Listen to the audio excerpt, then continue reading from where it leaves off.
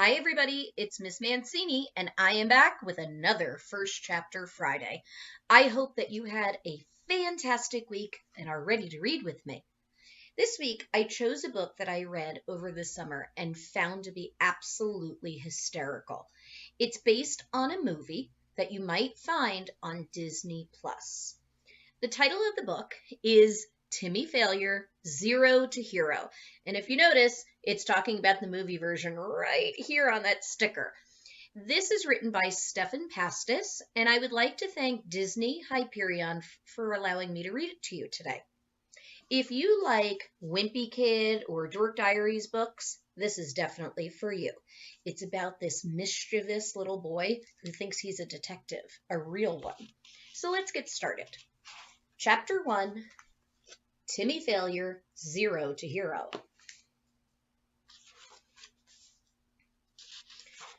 Chapter 1, The End.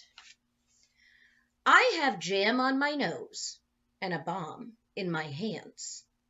I found the bomb in a small leather bag in the back of a closet.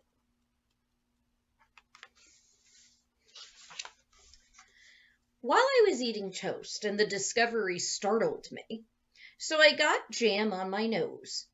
But make no mistake, the bomb is an attempt on my life. It was placed there by an assassin because I am a detective who has placed countless criminals in prison.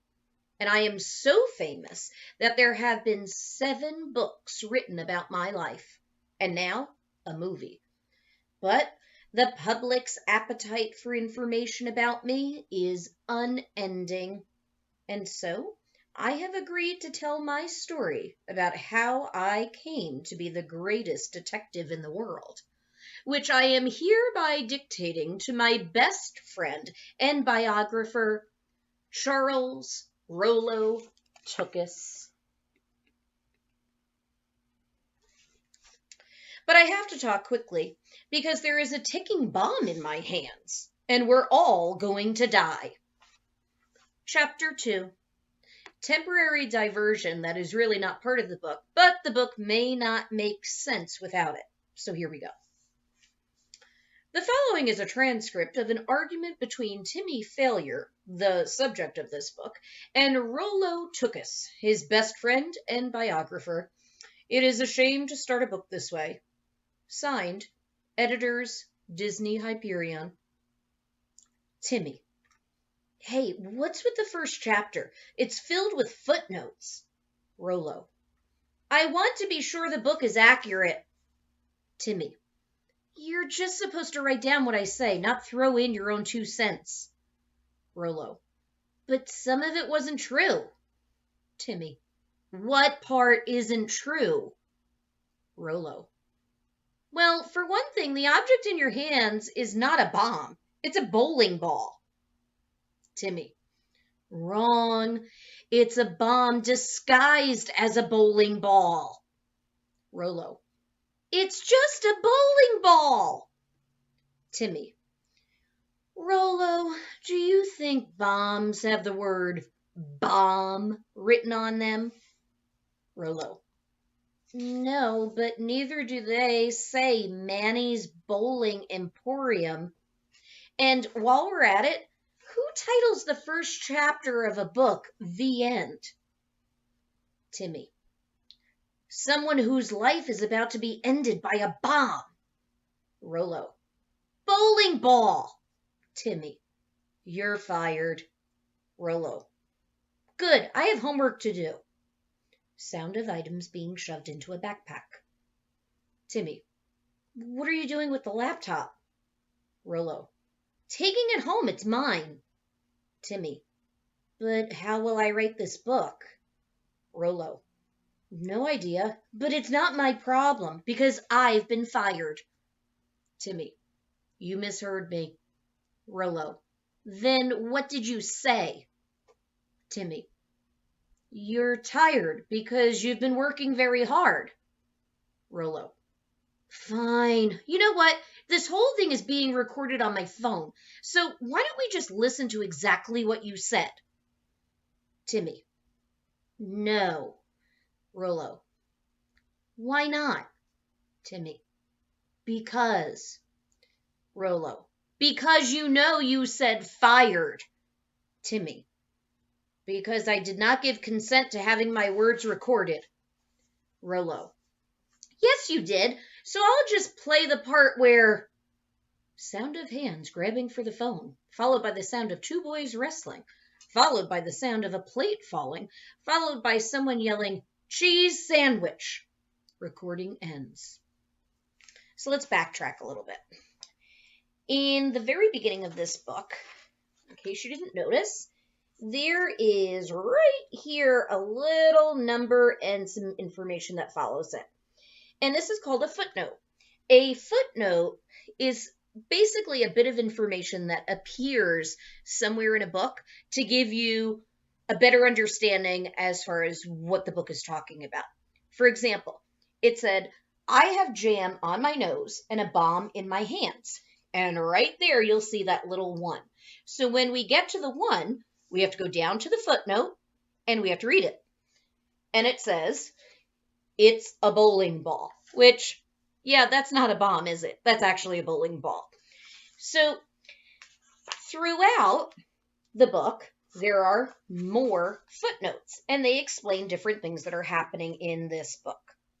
Well, when we got to this script here, we found out that Rollo is actually typing up the biography of Timmy Failure. And as Timmy elaborates on what's going on, he gets himself into kind of a sticky situation because he doesn't exactly say the truth, like the bowling ball being a bomb. We know that's not true. So his best friend Rollo writes these little footnotes on the bottom of the pages to help us understand what the real deal is and what's going on. So when I was reading that script there, it was the two of them arguing about the fact that Rollo was putting those footnotes in. Let's keep going a little bit more. Chapter 3, Sincere, Heartfelt Apology by Rollo Tukas, who is very, very sorry for what he has done. Hi, this is Rollo. Timmy grabbed my laptop and wouldn't give it back unless I agreed to finish writing down this story. So now I'm writing it down, but I hope he hurries because I have an essay due in English that is 1/4 of my grade. Also, I promised Timmy that from now on, I would just write down everything he said and stop adding the footnotes. Also, I wish Timmy had another friend who owned a laptop. Also, this is not an apology. Chapter 4, The Real Beginning of the Book, which probably should have happened 3 chapters ago. In the beginning, there was a mother who was visited in the hospital by a doctor. Ma'am, you are about to give birth to an extraordinary young man, said the doctor. Extraordinary how? Asked my mother. In all ways one can be extraordinary. That's a lot of ways, said my mother. Also, he is a genius, said the doctor. How do you know? Asked my mother. Because I have delivered many babies, but none like this. And as he spoke, angels blew their trumpets, and the hospital room window flew open, and in I flew upon a winged horse. Now remember, this is the story of Timmy. So he's saying that that's what happened when he was born. And I unloosed a scroll upon which I had written a lengthy introductory speech. Extraordinary, said the astonished doctor, and I spoke for 11 hours and was beloved by all. Okay, this is Rollo, and though I promised not to do any more footnotes, this is more of a note, which I am tucking into the book. because I'm pretty sure Timmy was just born in a regular way, and there was no flying horse, and he couldn't read when he was just 1 minute old. And I don't think the doctor called him, said anything other than maybe it's a boy.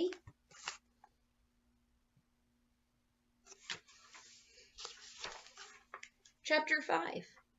Okay, the real beginning of the book, because Rollo spoiled the last one.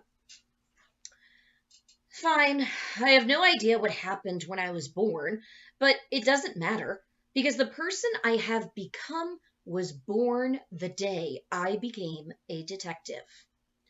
So let's just skip all the boring parts and head straight to that. Why are you staring at me? Go that way. Chapter 6. Spilling the Beans. Mother, I announce, I would like to be a burrito. Good for you, she replies. Have a good life. For Halloween, I clarify, standing in the room of our modest abode. Too much work, she says. I'd have to make it, and I really don't have the time. Which is technically true, because she holds 2 jobs, and has held 2 jobs ever since my father left our house years ago. Fine, I answer. Then we can keep the costume simple. Simple how? No more than 7 feet tall with 30 pounds of cheese. Me as a burrito. This part is cheese. Timmy, are you nuts? Do you know how much 30 pounds of cheese would cost? We won't eat it, Mother. We'll just shove it in the costume, and when we're done, we can sell it back to the grocery store. They are not going to buy used cheese, she says. Fine, then how about a taco? Though I suspect its open design will create issues. You're spilling cheese. Blame my mother.